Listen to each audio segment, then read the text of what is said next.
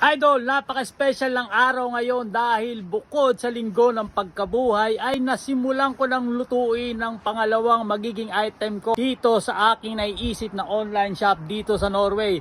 Yes, Idol, ang first item ko nga dito ay itong crispy chili garlic na talaga namang crispy pa rin kahit nung niluto ko na siya after 2 weeks.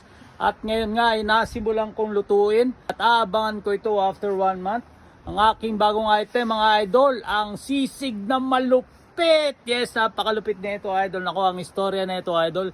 Noong pandemic, nagsimula ako magluto dyan sa Pilipinas at naging patok naman talaga ang sisig ko. Ito ang nagbigay sa akin ng income. Simula nung nag-pandemic idol at ngayon ipapatikim ko ito sa mga idol natin mamaya. May party akong pupuntahan at tingnan natin kung magiging okay sa kanila. Ngayon, itong bote na to, after 1 month, bubuksan ko at titingnan ko kung okay pa siya. At kapag approve, tuloy ang plano nating magnegosyo ng online shop natin dito sa Norway, mga idol. Walang kasiguraduhan tong gagawin ko, pero ang importante na simulan ko na, di ba? Pag sumablay, edi hanapin natin kung saan tayo sumablay, ayusin natin para maging okay, di ba idol?